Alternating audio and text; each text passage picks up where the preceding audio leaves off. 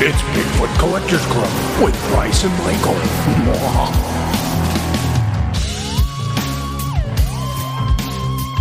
I know a ghost story or two.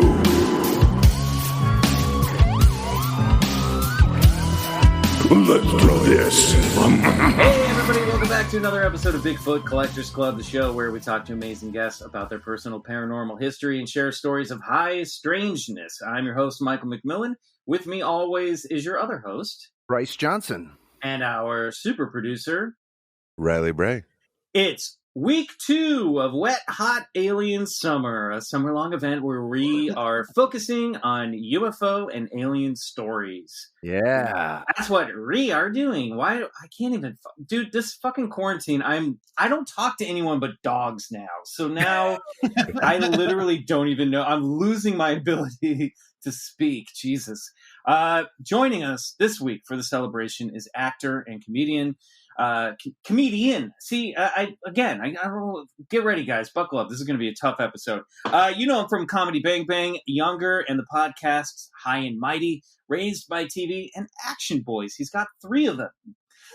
Boys and girls, more coming. Yeah, please give a warm Club Scout summer camp salute to Mr. Jon Gabrus. Yay! Dude, John, thank you so much for joining the show. Are you kidding me? Thanks for having me. John and I met at a wedding a year ago. And, when people say, get this person on the show or get that person on the show, sometimes it takes a wedding, introduction, and then a year before two actors in Hollywood can coordinate to getting on a podcast. Did we also do a Gravid Water together? Yes. Or a AFCAT or something like that? Because I feel like we started the conversation there. We were like, definitely. Then 18 months later, we're at a wedding together. And we're like, that's definitely. Right. And then 18 months right. later, I'm currently recording the episode. Yes, that's right. I was thinking, I don't think I met him at the wedding. I think we had worked together or something. So that's been 2 years. It's been 2 years now. And I'm 100% ready to let you and Bryce down big time. Fantastic. Finally, we booked him, and the guy has no alien stories. What? You're the one. Well, you're a big action movie guy. I take it from the name of your podcast, Action Boys. That's correct. I'm a child of the 80s and 90s. The only way I could connect to my father, who was like a blue-collar tough guy as a little young movie and theater buff, was through action movies. So what was your first rated R action film that you saw? Ooh, I saw T2 in the theaters, and I would have been like 10 or 11 when it came out. But nice. There was a lot of that because my dad worked like weird hours. He worked 3 to 11. So in the summers we went to the beach, but if it rained, he would take us to the movies, and he would only see movies he would maybe want to go see. And I'm the oldest of 3 boys, so we would be like 12, 10, and 8, and we'd be seeing like Best of the Best in the theater or some shit like that. That's amazing. Over the top. Yeah. The amount of like, I'm so glad it didn't truly inform my points of view on like foreign policy, women, and violence. But it's crazy how much action movies and like the culture and diet of them is being reflected in society now. And it's like, I'm glad I was smart enough to be like, guys, this isn't the real world, but I'm worried that like a lot of people don't know that. Oh, I think that's the world we live in. You need some Dances with Wolves in there, and some Philadelphia, and some things to sort of even them out. Dances with Wolves. Yeah. Wow. I can't wait for your kids to be like, Dad, this movie fucking sucks. You guys need some Dances with Wolves in your life. A 3-hour movie about a white Native American. Yeah. I mean, Bryce, this is like the most cultural appropriated film of all time. And you're holding that up as an example. It's a classic. How dare you? You know, I just got my daughter to watch Alien last night, and holy shit, it still holds up so well. My son wasn't having it. He zoomed out of the room as soon as like some of those crazy sounds started pouring in. But man, it's a classic fucking. It's like a slasher movie made but so with aliens, good. And it still holds up. Like every scene, every shot, every set piece, you're just like, God damn, like it's so good. Aliens is my favorite of the sequel. Mine is too. my favorite. Oh my yeah, God, totally. But the first one holds up in a very weird, small. Like you realize, like once you understand how movies are made, and you're like, this is really small and scary for a movie that takes place in like outer space and these cool ass aliens. But you see them so infrequently in the beginning that it's like a fucking zombie movie. It's so perfect. So well, good. there's like such great like subtle world building in the first Alien as well, because you've got like the whole Weyland Corporation talked about, but it's off screen. You've got the robots, you know, like Ian Holm. Like there's all this like great stuff that they build in that entire movie that alludes to a larger universe that you really don't see until the later films, which I always loved. I mean, this is kind of why I was talking about this, because action movies and 80s movies were sort of an introduction for a lot of us into the world of aliens and UFOs, quite literally. You know, Sure. that was my first rated R film that my dad ever showed me, was Alien and Aliens. We did like a double feature one Saturday afternoon at home. Oh, And so I had your daughter's experience, and I just remember being blown away. And he was really scared because I was terrified. I was more scared of like the realistic, more human-faced aliens like E.T. and Close Encounters. That shit scared me, whereas the xenomorphs I just thought were really cool. Yeah, I had a theory too, because like we were going back and forth between Gremlins, and Gremlins haunted me. But I was like, maybe the thing is that Gremlins takes place here on Earth, and it could be, you could make it very sort of like plausible. Whereas Aliens, it's like in the future, out of space, you don't have to worry about it, Yeah. Oh, I kind of like that. I was never scared of those movies growing up. I was always scared of these shows, Rescue 911 and Unsolved Mysteries, because they were quote unquote real. Now, in hindsight, you realize a lot about Unsolved Mysteries last week. That show fucked me up. Like the Robert Stack's like opening monologue would be like, I need to shut my door, put my pillow over my head because I can hear my dad watching it in the other room. It was so upsetting. Yeah, that's a classic. Well, we're going to get into John's personal paranormal history, but before we do that, we have some BCC News. You were late, bro. We nailed it that time. No. Did you? Yeah, in my headphones, we fucking crushed it, dude. Are you kidding me? That's all that matters. That's all that fucking matters, bro, is when Sure, I hear it. Okay, so we have a couple news items this week. John, feel free to jump in to comment on any of this. This is a story that a bunch of listeners and friends of ours sent me. There may be more than 36 intelligent alien civilizations in the Milky Way, scientists say. This is from CBS News. Humans have long suspected that we are not alone in the universe, and now scientists have said there may be dozens of alien civilizations lurking not too far from Earth. Some of them may even be advanced enough to communicate with us. According to a new study in the Astrophysical Journal, scientists at the University of Nottingham estimate that there is a minimum of 36 communicating intelligent alien civilizations in the Milky Way galaxy. They say the estimate is actually conservative. It's based on the assumption that intelligent life forms on other planets in a similar way to how it does on Earth, using what they call the astrobiological Copernican limit. The researchers assume that if Earth is not special, if an Earth-like planet forms in an Earth-like orbit around a sun-like star, hosting a civilization that develops technology in a similar way to humans, there would be approximately 36 Earth-like civilizations in our galaxy. In this case, other technological civilizations would be sending out signals such as radio transmissions from satellites and televisions on a similar timeline as humans, also attempting to find other life forms. To quote Jeff Goldblum from Jurassic Park, life will find a way. That was your Jeff Goldblum. Pretty good. I'll take a 6 out of 10. That was Life more like will find a way. That was Art Bell. I mean, George Norrie, actually. Yeah. Oh my God. So so it's kind of cool that in Wet Hot Alien Summer, of course, we're getting this news that there might be life right here in the Milky Way galaxy. What do you guys think? That's so exciting. It's so funny. I feel like every 3 months, maybe it's less frequent than that, but like every few months, there's like an announcement that's like, yep, well, as we suspected, this new input about aliens. And it's just like, quarterly we find information, like, and it feels like the same news story often. It's like, could be up to 30 species. There, the moon has gas or whatever. You're like, wait, what? And like they just keep telling you, and I'm like, what is this slow trickle of information? Wait up and hold up an alien head for us, like at a fucking press conference, or like, you know, like tell us more. I know there's more. The moon has a gas station. That would be good. That would be a good headline.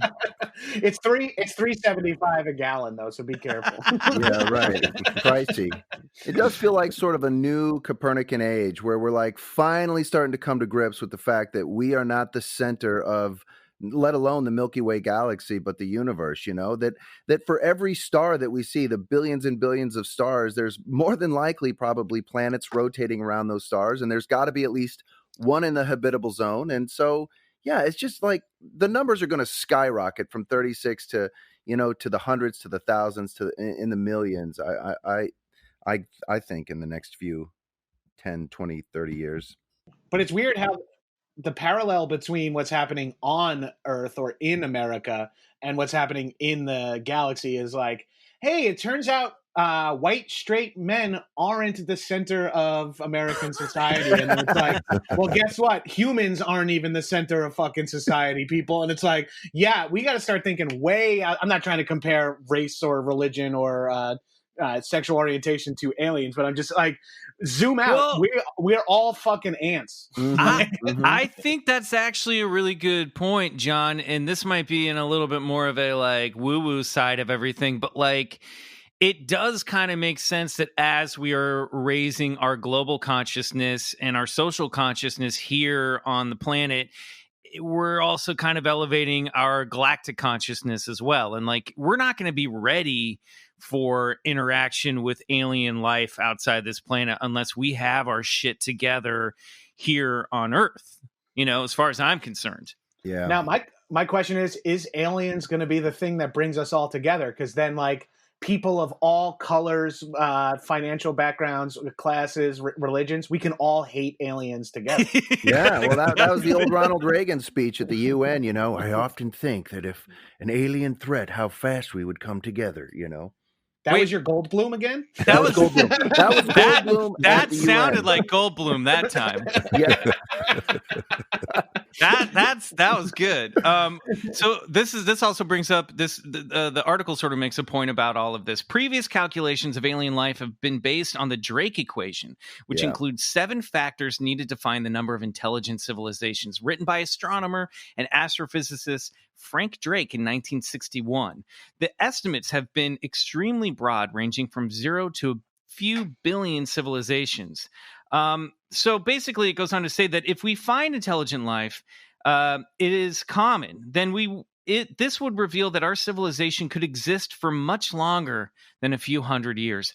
Alternatively, if we find that there are no active civilizations in our galaxy, it is a bad sign for our own long-term existence.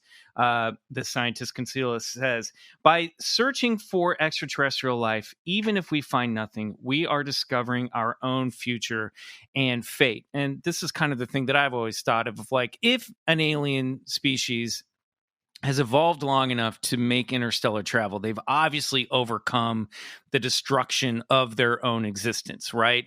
To me, unless there's some sort of evil horde, which like the xenomorphs, it says to me that they've been able to overcome the struggles that we have right now on our planet, which is survival, and are sort of gone beyond war and now are expanding. That's my hope. You know what I mean?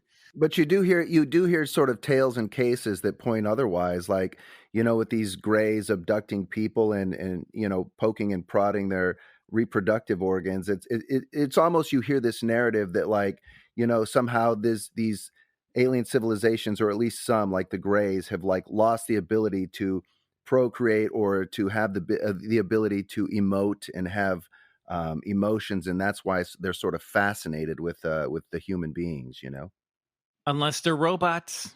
Maybe Unless they're just robots. They're drones. Exactly. I don't know. Who knows? Who the fuck knows? But speaking of which, speaking of aliens visiting this planet, I don't know how we missed this story.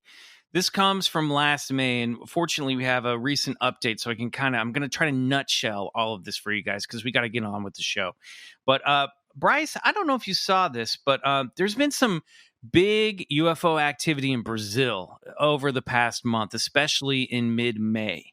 Yeah. There was this huge thing where, John, people were watching what they claimed were like blue orbs flying around the sky, red and yellow lights. A lot of people filmed this, put it up on Twitter and Reddit, and then Reddit monitors and Twitter moderators started taking down these videos. And this huge conspiracy came out, grew in its place, that there was a UFO that crashed in Brazil and that the Brazilian government was covering it up. Oh. So this is from Vice. This is from May 15th, so over a month ago now. But UFO over Magé, Brazil, sparks social media panic and conspiracies. Brazilians in the municipality of Magé, just north of Rio de Janeiro, reported seeing mysterious illuminated objects in the sky on Wednesday. Several videos of the objects exploded on Reddit and Twitter, sparking incredible speculation about a crashed UFO that has been picked up widely in the Brazilian press. So there are all these videos, and some of them are really cool. Some of them actually look like firsthand, like just orbs flying around the city skies. And then there are these other ones that are like, they have like giant Mothership. blue beams, blowing in, like illuminating the entire night sky. There's like lasers shooting out of some of them. And then speculation, Awesome. I know. And then speculation went on even further because people started Googling this town in Brazil, and in this Google image search, there is literally a flash of light over the town that is in the shape of a flying saucer. And people started going, this is where the saucer crashed.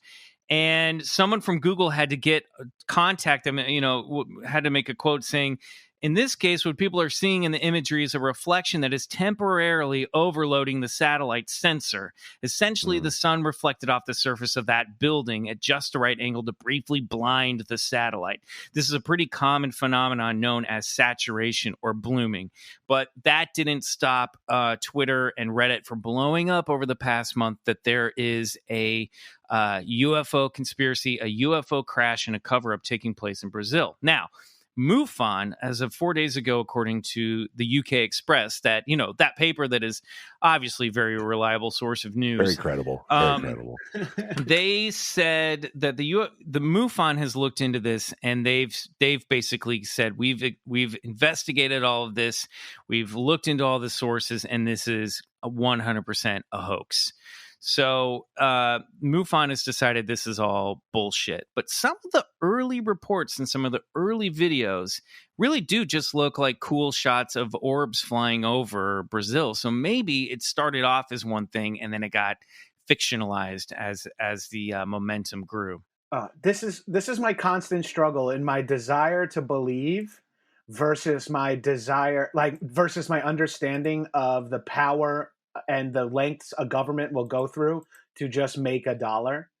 So like any story like this, I'm like, oh fuck, please let it be. But I'm also like, it's easily the American Air Force like testing out new ships too, that they're gonna like.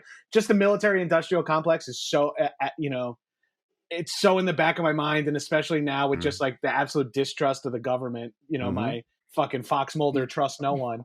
But like I want this to be real so bad, but in my head, if it comes out that it was like the government's fucking around with new toys, they got busted, they needed to hide it, would be equally believable, and that's the bummer. And that is a victory for them, keeping the mystery going too. Totally, it's so difficult. Yeah. Well, then it mutates in all these other branches of conspiracy theories. Well, then people will go, yeah, but where do they get that technology? Where do they get it? They know UFOs exist because they have them, and they're building their own. And new tech is fucking cool too. If they're like creating UFOs for the government, fucking that's rad. You know what I mean?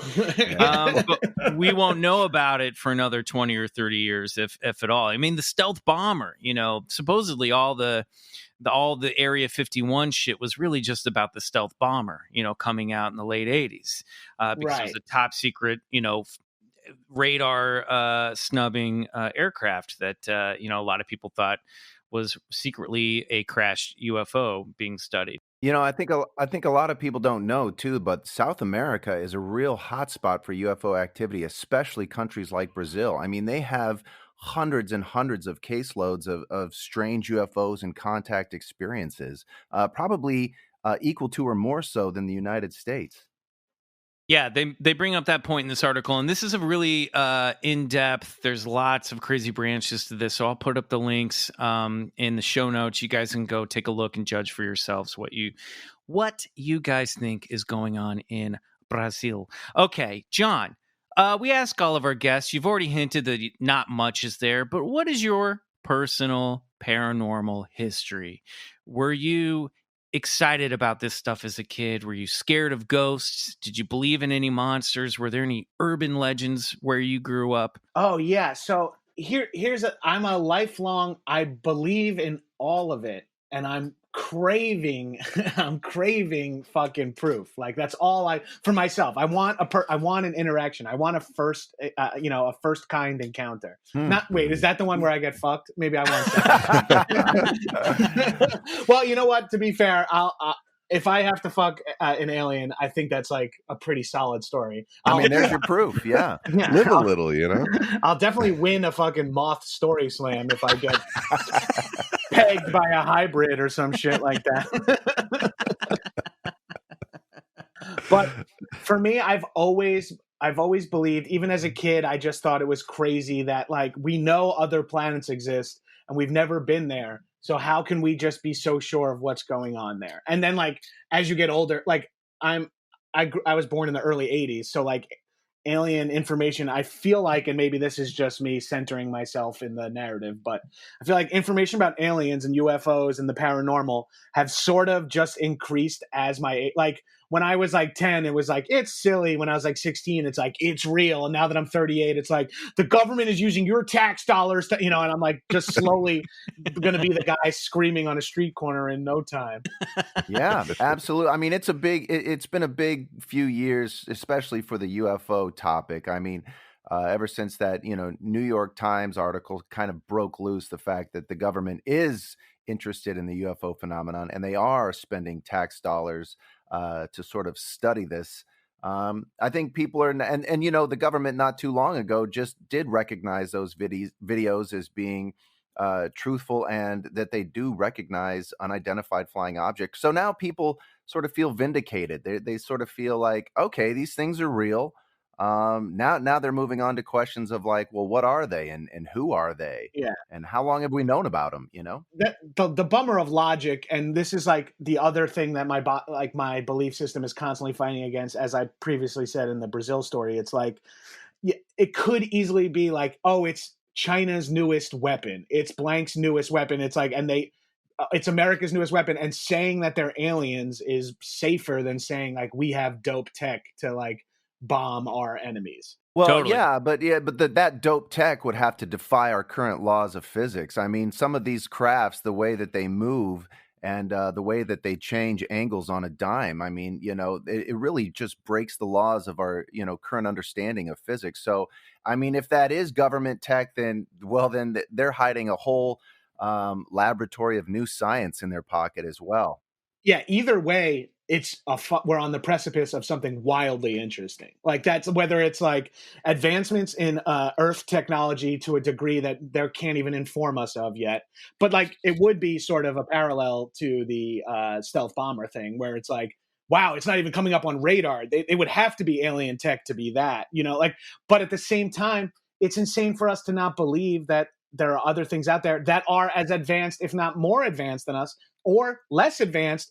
And in like 50 years, some fucking a reverse Mars rover is going to land in like fucking Utah and start driving around. We're like, what is this? And they're like, I think it's some other planet that just got to their 1960s. Like, like that's what I keep envisioning is just like eventually some alien like golfing on one of like the Hawaiian Islands and being like, look at their gravity. It's so much harder to hit the ball further. And it's like, holy shit. Like, because it's crazy to believe we're the most advanced nation, but it's also crazy to believe that we're the least advanced planet too.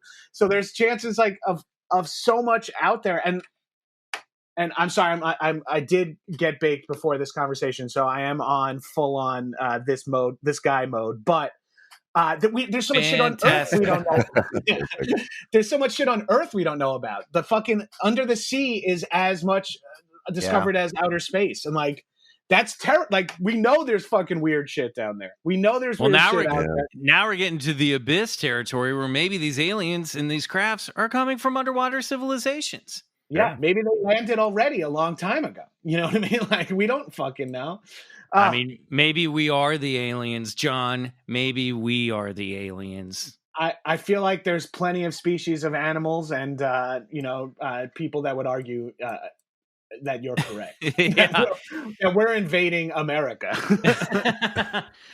So when you were a kid, were you scared of like ghosts, horror movie? Like what was your feelings about the supernatural?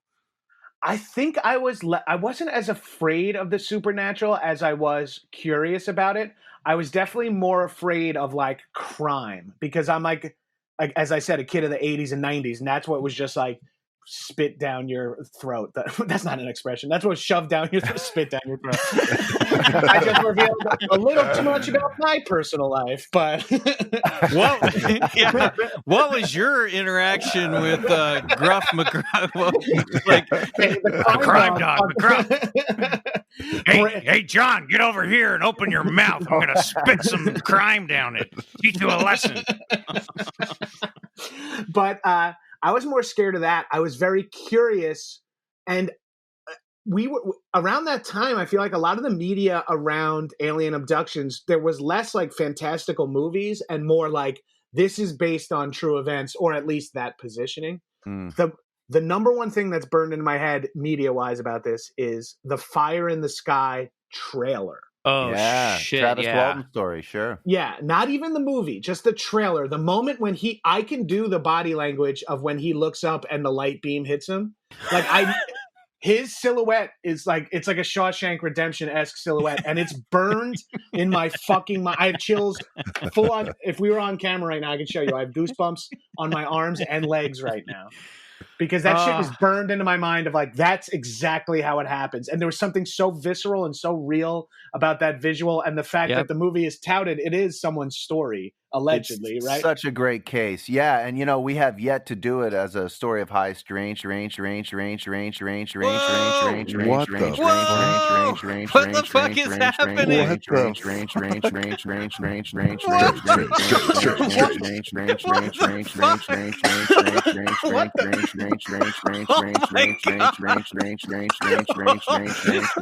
Listeners,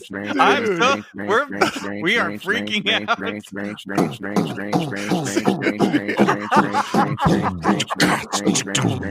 Oh God, we've crossed the Rubicon. I guess I'm gonna stop. I thought this was a bit. I thought this was a transition. I knew I should have listened to your podcast ahead of time. All right. We're gonna take a break. We're gonna come back. And maybe we won't be here anymore. We'll see. The government doesn't want this info out there.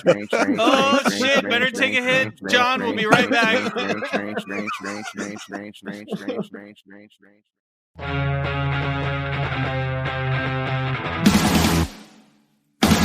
Okay, welcome back, everybody. Bryce, are you okay? I think so, man. I don't know. There was a big bright light that came into the room, and then I don't remember anything after that. But here I am. Oh my God. Oh shit, dude. That was fun. I'm sorry. That was too weirdly timed, man. I think what's Zencaster's like? Are they sharing our information with the CIA and shit? I'm concerned. Almost definitely. Yeah. I'm very concerned that this is not as secure as we once thought. Oh my God, Gabrus, I was gonna say the thing that reminded me of first of all, by the way, it's been like 10 minutes and it took us a while to recover from that incident. It really did. It's not like I'm just brushing this off. It really blew our minds. That scared the shit out of all of us. Bryce was like, "What happened?" You're like, "Dude, you got pulled inside out. Some interdimensional being reached up through your ass and then pulled your face out through it, and we all witnessed the audio of it." I mean, I feel good. I'm pregnant with kittens. Anyway, I was going to say that for me, that Travis Walton image for me was the cover of Communion that I saw in the B. Dalton bookstore at Oak Park Mall. I remember as a kid seeing that cover of that book, which is just like a picture of an alien gray, and that I got the same thing where like chills shot through my body, and I went, "That's the truth. That I'm looking at the truth right here, and it's terrifying." I just looked it up, the book. Yes, that book is like designed to fry a kid's mind. Like, you're right. Like, seeing that fucking Communion book in the bookstore, that's like the Dr. Giggles VHS for me. Like, just these images that I happen to catch when I'm like 8, and it's just, now I can't unsee it in perpetuity.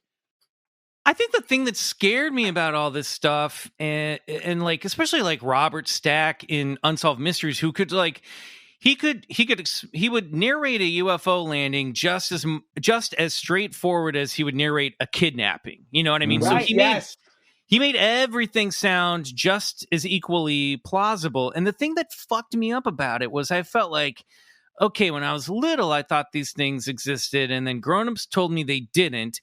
And then once I got old enough to peek into the grown-ups world, the grown-ups world is full of people saying this stuff exists. Isn't it crazy when you're like that moment? I don't know what that moment is called. You're like, when you mature enough to go like, hey, I just noticed that sometimes adults are lying for their own benefit. And then you're like, wait a minute, that unlocks a lot of shit. I was told to implicitly trust police officers. Wait a minute, I was told what's in the books is the history. And then you're like, wait, and then that's what activates this conspiracy shit. If we don't keep secrets from people as they grow up, I think things are a little more easier to process. And we're not like, what else is a lie? Because once you believe that adults are lying to you, you're 2 steps away from who did kill JFK. You're 2 steps away from like asking questions about any event in history. Yeah, it's a great point. I mean, you know, the trust in our government is at an all-time low since the for the last 200 years. I mean, it's something down like 30%.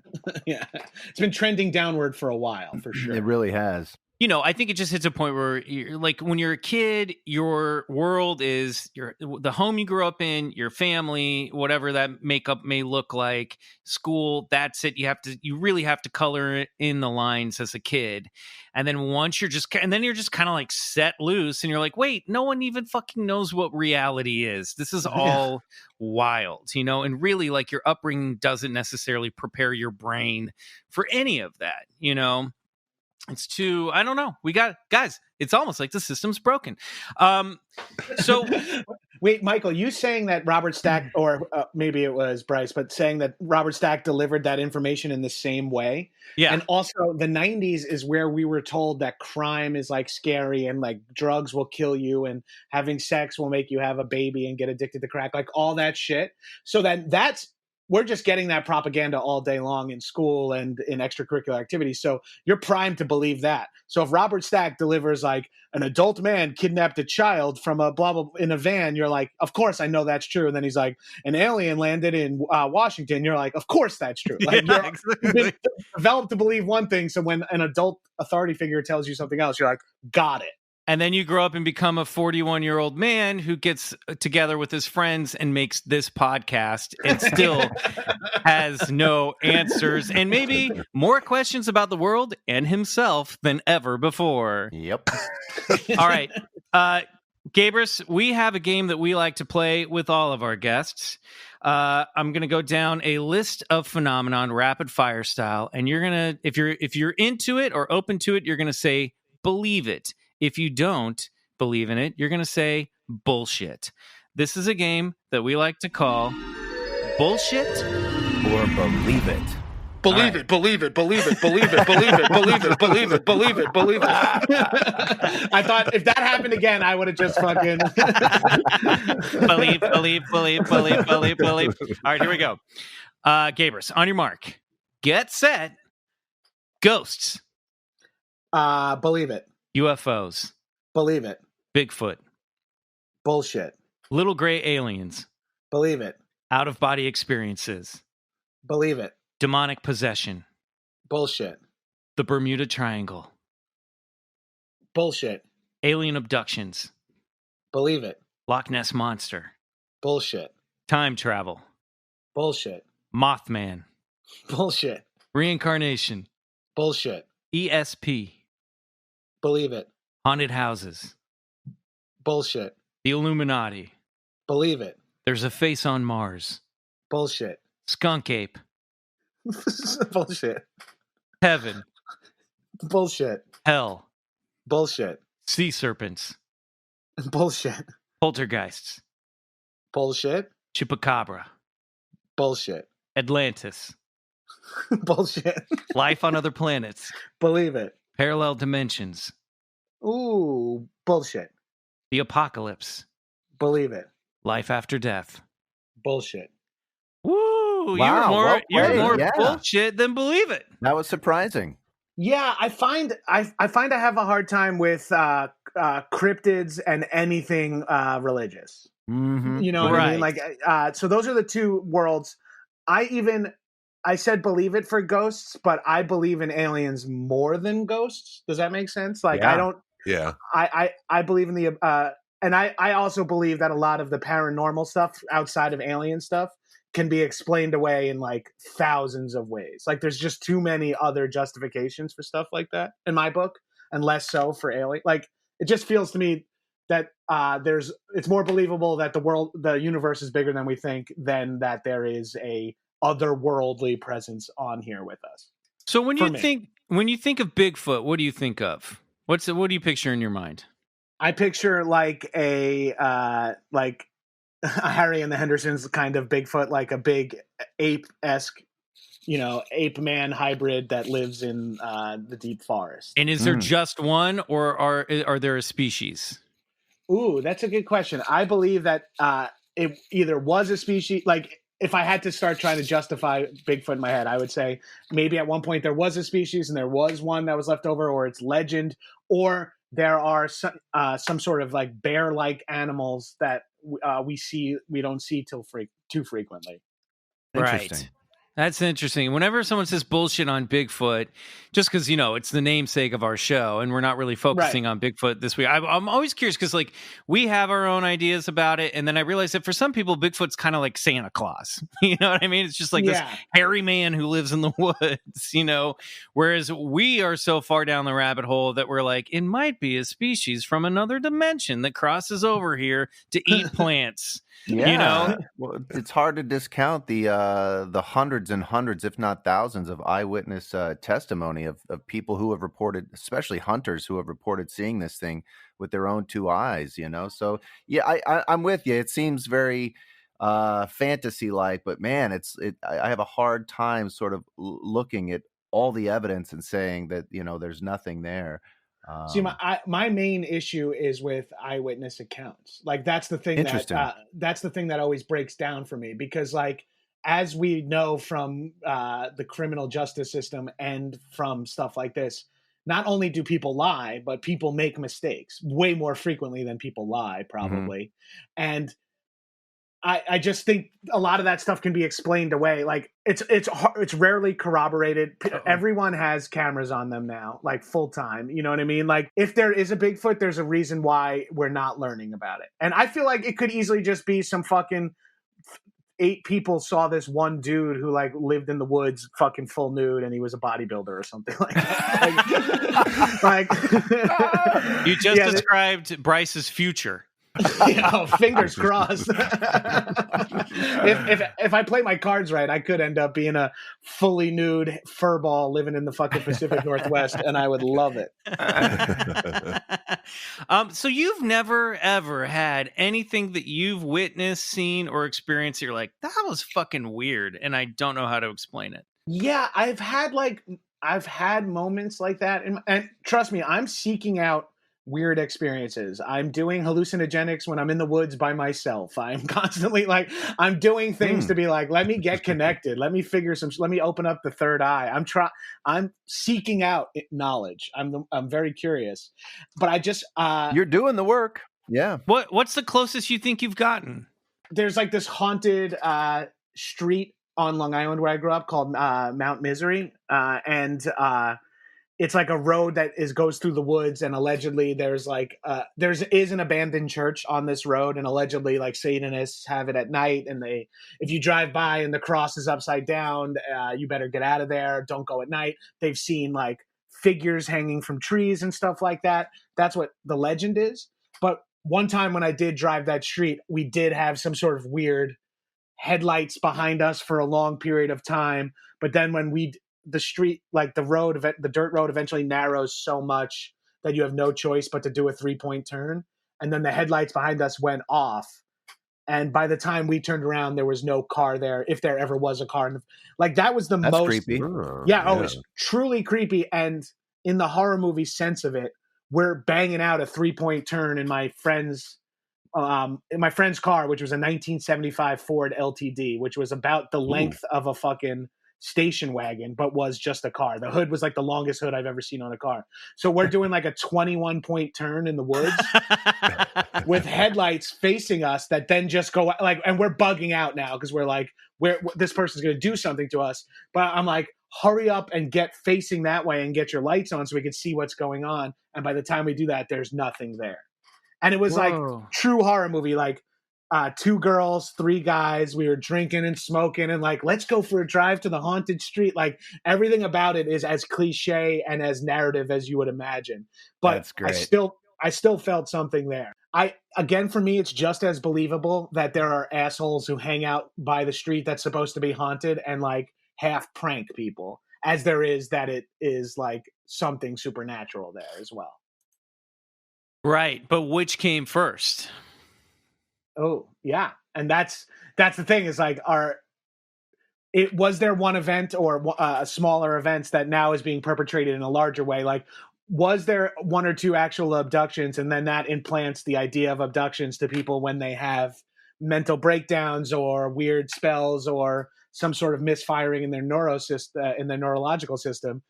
But since they know about alien abductions because a handful of them were real or whatever, like that's the thing. It's like, are we talking about one indicative event? Or are we talking about a plethora of events? Or are we talking about it never really happened and it's sort of a collective hallucination, a collective misinterpretation, like a subconscious Mandela effect? What the fuck am I talking about? Hey, you're making sense, man. Believe it or not. This is the podcast for that, I guess. Yeah. It is. You're talking about the collective unconscious. That was sort of Jung's theory on strange things.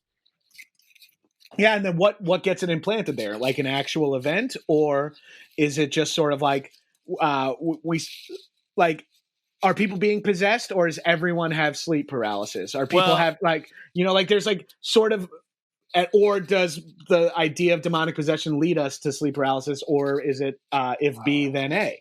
Like, John, and think about this, and to your Mandela effect, and this is something that's come up on the show in the past. John E.L. Tenney, paranormal researcher, talks about this. But think about this, John. What if that place, Mount Misery, to use as an example about this Mandela effect that you're talking about, what if because in the late 90s, it was such a hotspot for weird activity and lore, that the psychic effect that has on our subconscious actually travels back in time and creates more events in the past and more events in the future, that build its own folklore and its own mythology. You know what I mean? So these spaces become sort of life unto themselves, an entity unto themselves that are reaching into the past and into the future.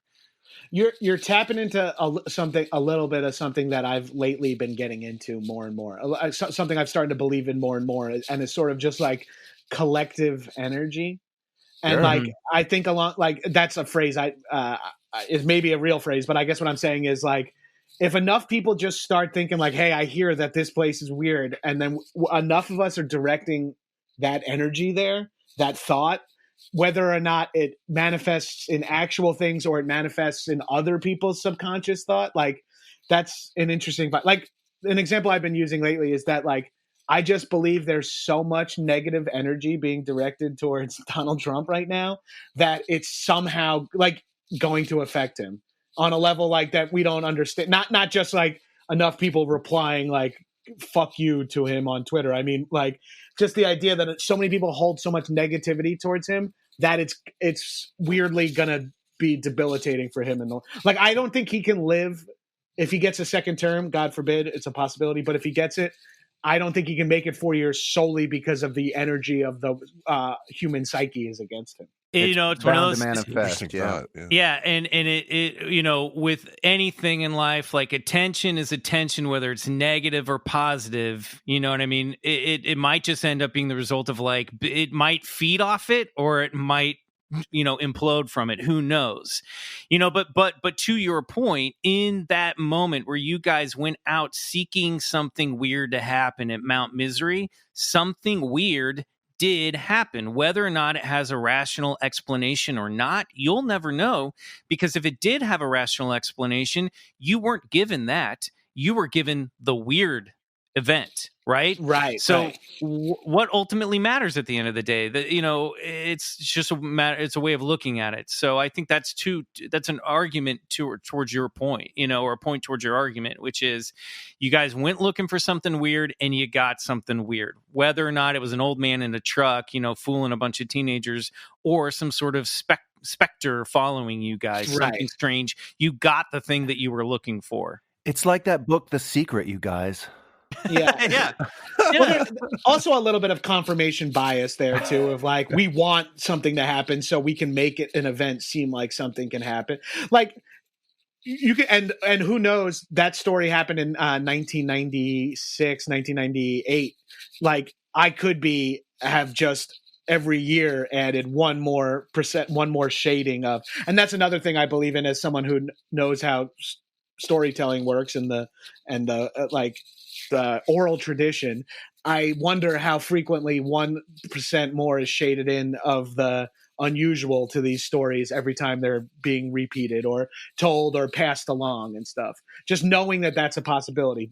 I have I guess what I'm saying is I have this my own sliding barometer in my head of what I'll believe, and I don't know what my tipping point of evidence is, but I'll know when I get hit. And for some reason, UFOs and extraterrestrial and life abroad, life off this planet, really hits me as that makes total sense to me. Yeah. And then it's cryptids and ghosts and poltergeists and stuff where I start to lose belief. And I don't know what that delineation is to me.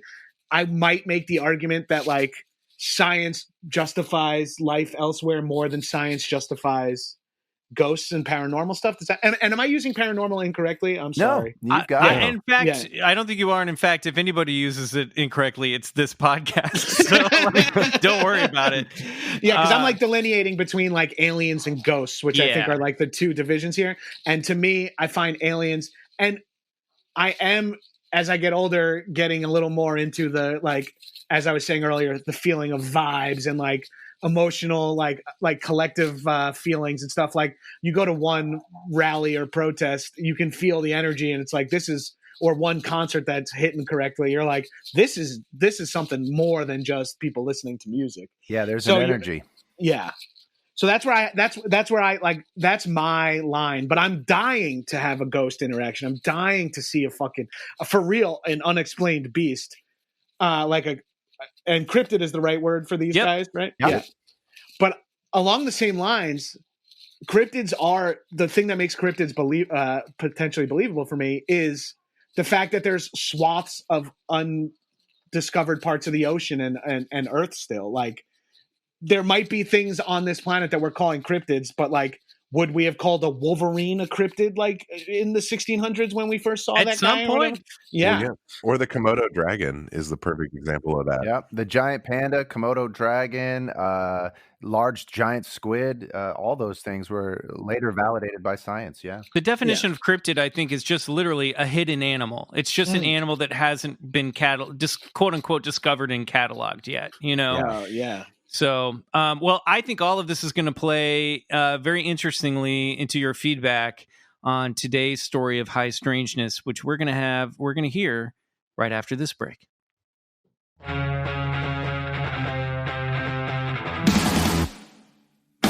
And we're back with Jon Gabrus and this week's story of high strangeness brought to you by Mr. Bryce Johnson. Well, put on your conspiracy caps, Club Scouts, because this next story of high strangeness travels into some strange places. Alien tech, Nazi occultism, anti-gravity, a base in Antarctica, Hollow Earth theory, and even a purported trip to a nearby galaxy in a Nazi-made UFO known as Die Glocke, or translated simply as the Bell. Have you heard of this at all, John? No, I haven't. Okay, great. Well, I hope you're a fan of history because we're about to get into some. Also, make yourself comfortable for 3 hours. This is the last segment. Just a quick heads up. It's 2.5 hours long. Okay, this is where I speed read. In the last year of World War II, as it became more and more apparent that the curtain was closing fast on Hitler's Nazi regime, Adolf, along with most of Germany, realized defeat was imminent. A hell-bent Hitler who was facing the overwhelming advances of Europe's allied forces decided to authorize the no-holds-barred construction of Wunderwaffes, wonder weapons, super soldiers, laser beams, wolf people, and a bell-shaped UFO said to hold fantastical powers. A UFO built with secret technology, possibly given to them by aliens. Some say it was an anti-gravity craft that used zero-point or free energy.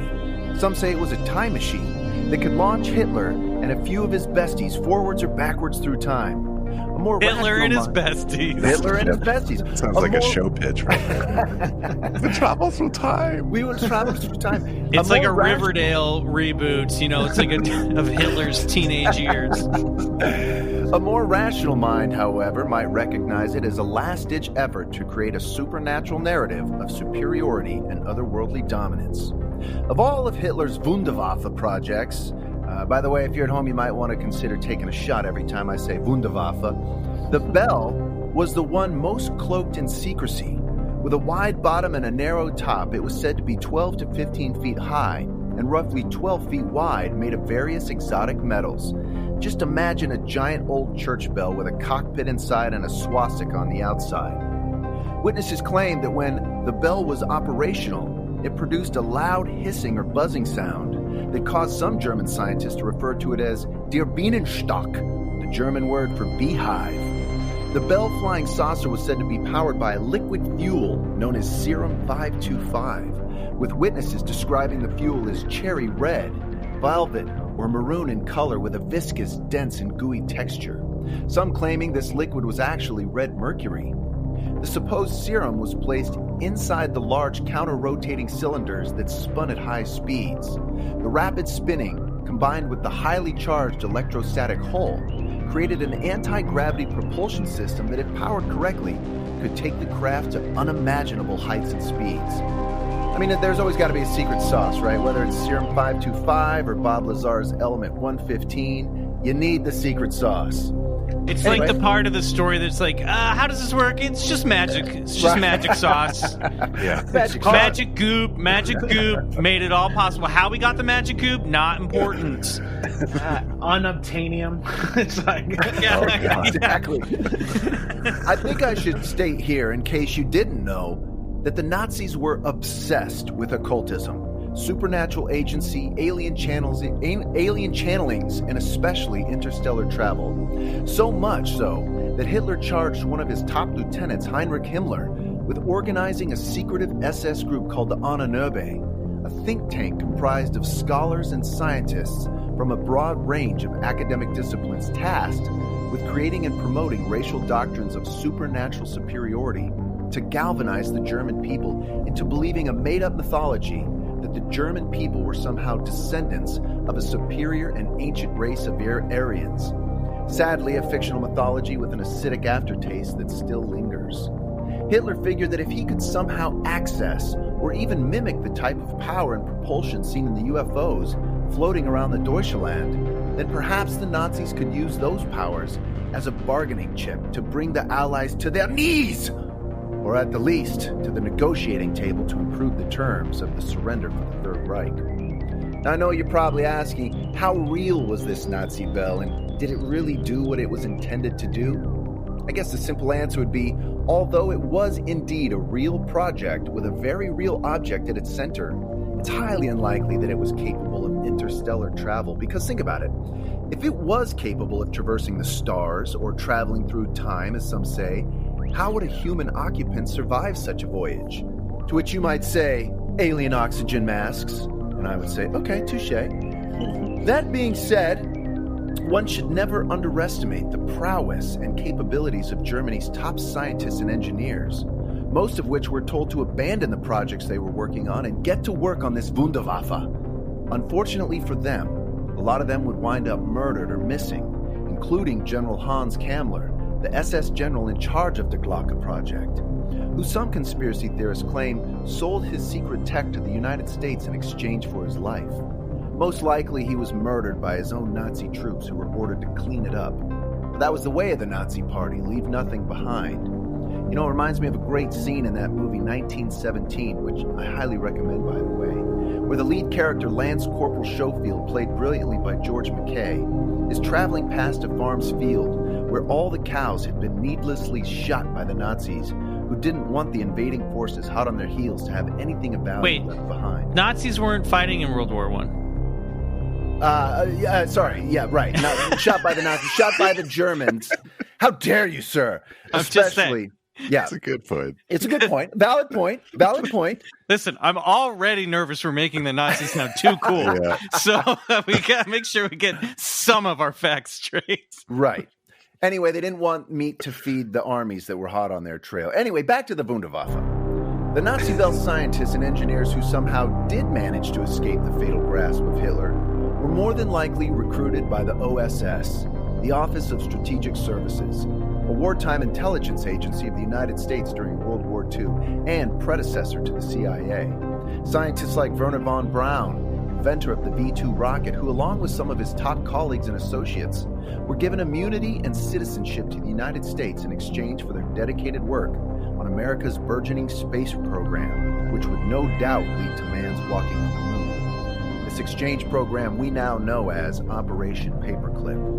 Whatever the case may be, the powers of Die Glocke were believed to be so staggering that it created a vortex zone about 500 feet around the craft. Some say strange and unexplainable things would occur when the bell was up and running, such as the formation of crystals within animal tissue, the decomposition of plant matter into a greasy substance, and the gelling and separation of blood.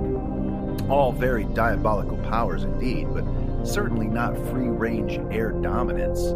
That would belong to strange and mysterious balls of light that would buzz or fly by Allied bombers and Nazi airmen, fiery orange orbs, seemingly sentient balls of light, often referred to as Foo Fighters. The name inspired by the comic strip Smokey Stover, in which Smokey, a firefighter, would often declare, "Where there's foo, there's fire." So what happened to the Nazi bell?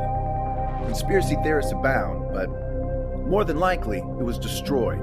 However, one such theory is that the Nazis covertly moved the bell's location to the Arctic Circle, and that Nazi leaders continued to develop UFO technologies by communicating with extraterrestrials through channelings in the years following World War II. The most outlandish theory being that a handful of Nazi leaders traveled to the Aldebaran solar system with the Bell technology, and that extraterrestrials telepathically transferred other UFO schematics to mediums. Others believe the Nazis still have a secret UFO development base in the Arctic that have yet to be discovered by the outside world, to which I say, bullshit.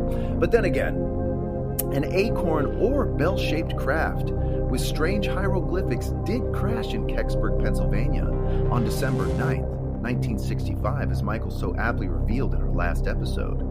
Fortunately, there were no reported Nazis that exited the vehicle. So how do you explain that? How can that be? I don't know, but it reminds me of the story of the UFO that famed psychonaut Terence McKenna once saw. McKenna was skeptical of UFOs until he saw one himself. Sure, he was probably high on mushrooms, but he said it looked exactly like the UFO described and photographed by George Adamski, a UFO that German scientist Walter Riedel all but proved was faked using a surgical lamp, light bulbs, and some Hoover vacuum parts. But yet, McKenna saw the exact same craft, almost as if the phenomenon was saying, maybe I'm real, maybe I'm not, but look what I can do. But enough about me. I'd like to hear what you think, John. Do you think it's possible that the Nazis and their extraterrestrial buddies exchanged intel, after which, defeated and debunked, helped each other escape to a secret base in Antarctica where they would continue to develop UFOs in the hopes of one day resurfacing as the Fourth Reich to obtain world domination with the help of their Vril brothers and sisters who inhabit a hollow Earth. Damn.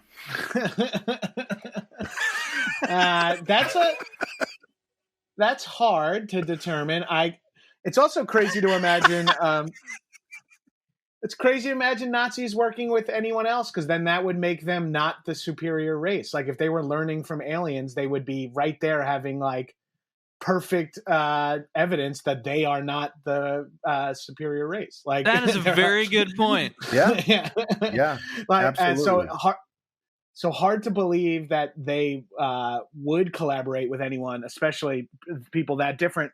But also, it sounds like propaganda in the best way too. That information galvanizes Nazis to be like, well, we've got aliens working with us, and terrifies everyone else because it's like they've got aliens working with them. It's an astute point, and you know, it was the propaganda that fueled the entire German people to sort of believe this narrative of this superior Aryan race that was somehow connected, you know, supernaturally to ancient pagan gods of the old lore. When I was researching the Kecksburg thing for last week, you know, I talked to Bryce because I wanted, you know, I realized that there was a connection between the Kecksburg UFO, which is this acorn-shaped craft that crashed in Kecksburg, and the military quickly came in and took it away after, like, you know, dozens of civilians saw this thing. Mm-hmm. There was a connection between this and the Nazi Bell Project. So I said, Bryce, why don't you check this out and let's go down this rabbit hole a little bit. But some of the information that popped up during my research seemed to indicate, and I can't cite the source of this, so I apologize, but that some of this stuff about the Bell and all this stuff could have also been disinformation leaked by the Nazis to kind of throw off the scent of the stuff that they actually were working on. You know what I mean? So some of this stuff could be kind of what Gabrus was saying in the first half of the show, like purposeful, misleading information to make people think that they were working on UFOs, so they were looking over there instead of what the weapons they really were working on, you know? Sure.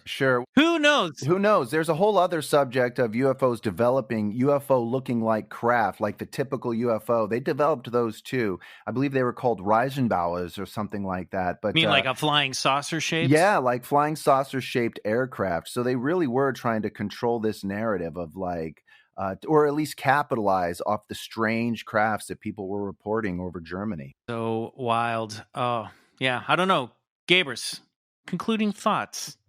I mean, truly anything's possible. And like, I do believe that if maybe like it would be such a boon to any military industrial complex to design something that was a UFO adjacent, even like, you know what I mean? Like to make something that was a saucer shape that flew would be the psyops alone of having that would be insane. like if the Americans built a flying saucer, we would just fly that shit over our enemies and have them absolutely rattled for life. Like, yeah. Well, you know, it reminds me of the Bob Lazar story in S4. Perhaps that could have been some sort of psyops where he was brought in, told to look at these crafts or to sort of create this narrative that Dreamland, that Area 51 was a secretive UFO reverse engineering technology base, when all they really wanted to do, like we discussed earlier, was hide the evidence of these superior bombers that could fly under radar. It's going to be interesting in the next decade or two with all this drone technology. Like, it's just going to be harder and harder to discern what's a drone, what's man-made craft, and what's an actual legit, like, unidentified flying object. You know, it's going to be, so it almost makes me think that the phenomenon itself, if it's real, is going to have to shift into some new form to keep this whole narrative going. Have you seen someone fly one of those like high-powered like production drones? Yeah, that's incredible. A dude on my street has one. He's been fucking around with it crazy in the quarantine. It like can stop on a dime, hover at 8 feet, snap left, snap right, and stuff like that. Yeah. And you would imagine if a dude who lives in a fucking apartment complex in Hollywood can afford that, what the government has that isn't like allowed to be sold to people yet is potentially a fucking size of a plane that can be operated the same way a drone operates. They might be controlling pure energy balls just like floating around in the sky at this point. Who knows? But it brings me back to an earlier conversation that we had, and that's why it's always going to rely heavily on the experiencer or the eyewitness or the contactee to sort of give us the details of their experience, because some of the times they're so outlandish that it couldn't just be relegated to a drone or something like that. That's why these people who experience these things firsthand and they sort of give off these supernatural details that are really just unexplainable and more often than not just completely strange. But no, that's why we have to look and listen to the eyewitnesses who report these things, because more often than not they have nothing to gain. There's no notoriety to be had. There's no monetary advancement through these stories. It's really, most of these people who recount these things do it so against their will, but they do it to for the sake of bringing their story to the forefront so that other people can be aware of these things. But I think that's the only power we as people have, it seems like, because anyone in power is motivated to keep the people out of being informed. Like, it feels like that more and more. This is me going full tinfoil hat here, but it feels truly like the government is constantly lying to us. All positions of power, there's a reason why they wouldn't want people to know the 100% the truth. Every time we get more truth, whether it's how the system works, how prison works, how police work, how taxes work, how like anything that we've always just taken for granted, the more information that people gather, like the more someone has to I've been talking to prisoners, I've been talking to blah, blah. I've been talking to people who claim to have been abducted, because no one in a position of power is going to levy information in any way that doesn't benefit them. So when we see people being the ones that are chipping away at the structured lies and belief systems, that's the only hope we have for stuff like this too, is people like Bob Lazar, and ideally more people who are maybe not necessarily making money or benefiting from being the authority on this topic. A great point. Yeah. Like the dudes, and this is such an awful parallel, but camera phones just catching people doing sketchy shit, catching people being racist, catching police being brutal and stuff. Shit like that is what chips away, because it's just pure information. It cuts through all the bullshit, all the propaganda. And that's going to be the thing, is going to be just more and more people who are like, look what I captured in my drone footage. Look at what the motion capture camera I set up in my yard. Look at what this slow aperture camera that I point at the mountains caught. We're just going to need we're going to need to make that wave so big, the information wave so big, that eventually it crashes on the lies and opens great it all point. up. And to hopefully not trivialize a great point, this is why in this field particularly, people need to stop fucking making fake UFO videos and putting them on YouTube, because it's just fucking up stop nudging the truth. Let's just try to find the actual, let's just try to film the real things if we can, and just put that shit out there instead of doctoring photos to make it look more dramatic, or making fake UFOs and all that shit. This is what drives me nuts. It's now it's almost, the YouTube community is almost making UFO videos completely irrelevant because there's so many fake ones out there. It's just frustrating. And then you start to wonder, is that on purpose too? Are people being asked to make fucking YouTube videos of aliens? Or is it creating an environment where people benefit from making fake UFO videos? Helps the cover story. Fake news has helped a lot of people get into a lot of dangerous positions. Yep. It makes sense that this is where I get mad at myself, where I'm so cynical about people of power and how they want to hold on to power and money, and equating them together anyway. And so it's you're just immediately someone benefits from going, hey, YouTubers, make a bunch of fake UFO videos so that people have a hard time determining what's real and what's not. It's you got it. Put a bunch of fake, my family, people in my hometown all fell for fake Antifa postings that people on Long Island were under the impression, due to Facebook lies being spread, that Antifa and Black Lives Matter were coming to like smash up their houses and take their cars and shit. It's very Orwellian. Yeah. Yes. We're living in an age where everything is real and nothing is real at the exact same time. It's wild. Well, anything's explainable and anything is debunkable, which is like, I know I've only been spewing that same shit over and over again on this pod, but that's what's terrifying. It's the moment we're in time that we're in right now, and we're all just trying to find our way through it. And I'm glad, Gabrus, that you were here to help us find our way through this week in this moment in time. Thank you so much for being on Bigfoot Collectors Club. John, where can people find you? I'm at Gabrus, Gabrus, on all social media. And you can find my podcast, High and Mighty, wherever you get podcasts, like probably in the app you're listening to this one on. But I also have a Patreon podcast called Action Boys about classic action movies. Actionboys.biz or patreon.com/actionboys. And over there, we have like 8 or 9 free episodes just listed in the site. So go listen to those. And if that sparks your interest, chip in $5 a month for way more movies. Fantastic. I love it. You can follow us on Instagram at Bigfoot Collectors Club or Twitter at Bigfoot Pod, and merch. Head over to we are campfire.media, click shop, and blast away on a number of Bigfoot themed merchandise, t-shirts, etc. Please give me a follow on Instagram at McMills. Bryce is at Mr. Bryce Johnson, and Riley is Peace Drone. Personal plug, I show up briefly in a couple episodes of the new series Perry Mason on HBO, which just debuted this past Sunday night. Awesome. So I'm not a big part, but watch a show for the show, and then get excited when you see me pop up briefly. Bryce, Riley, anything to plug? Not this week. Nothing going on, really. Fantastic. You guys can support the show at home by going to Apple Podcasts and giving us a 5-star review, just like So Like a Rose wrote us. This person said, so engaging. There are only a few podcasts that make me wish I could join the discussion, and this is on the top of my list. They have such fun conversations and bring such great humor to weird topics. So that was a 5-star review. If you give us one, we might read it on the air. And you know what? For shits and giggles, listen to this 1-star review written by Real America. Such wonderful production with zero integrity for guests or research. Garbage.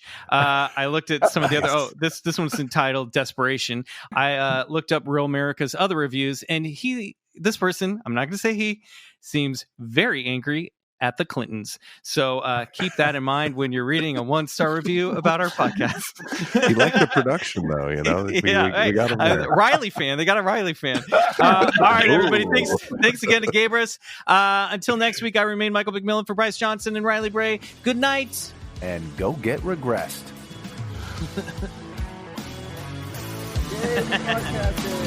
Fantastic. Gabrus, thanks so much.